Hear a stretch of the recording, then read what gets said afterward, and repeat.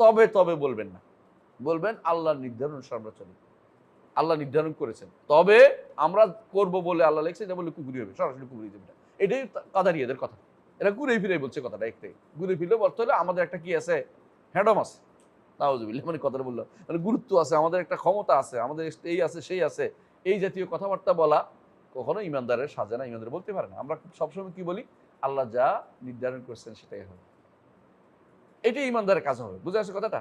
সুতরাং এই মাসআলাতে কোনো রকমের কি রাখা যাবে না? ভুল সিদ্ধান্ত রাখা যাবে না বা অস্পষ্টতা রাখা যাবে না। শুধু এক জায়গায় আপনাকে থেমে যেতে হবে। এক জায়গায় থেমে যেতে হবে। সেটা কি? আল্লাহ আপনার জন্য লিখেছেন, যা ইচ্ছা তাই লিখেছেন। তো আল্লাহর কাছে আমি তৌফিক কামনা করি। তৌফিক চাইলে আল্লাহ দেয়। তো আল্লাহ তাআলা এক জায়গায় আমি বলে দিচ্ছি এটা কি? আল্লাহ তাআলা আমাকে তৌফিক চাওয়ার জন্য তৈরি করেন না কেন? আমি আল্লাহর কাছে তৌফিক চাইলে আল্লাহ দিবেন। তো আমি তৌফিক চাওয়ার মতো সেরকম অবস্থা দেন না। এটা তার ফাদল, তার দয়া। যাকে ইচ্ছে তাকে দিবেন।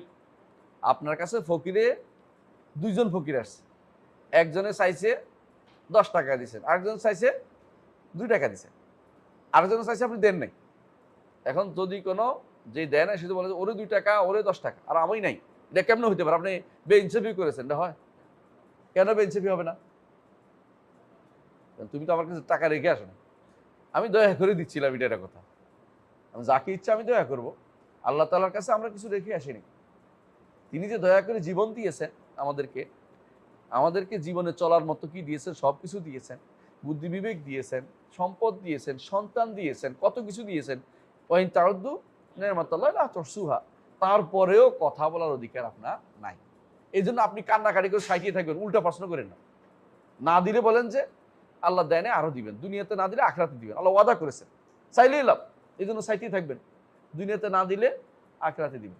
অসুস্থ যদি কোনো এখন না দেন পরে দিবেন, আরো পরেও দিবেন, অথবা গুনাহ ক্ষমা করে দিবেন। শুধু আমি চাইতেই থাকি, আমার রবের কাছে চাইতেই থাকি, কারণ তিনি মনিব, আমি দাস। দাসের এবারে প্রশ্ন তোলার কোনো অধিকার নাই। সহজ জিনিসটা বোঝার জন্য এর চেয়ে উত্তম কোনো পথে আপনি যাবেন না, দয়া করে। বুঝে আসছে কথাটা? আশা করি বুঝছেন।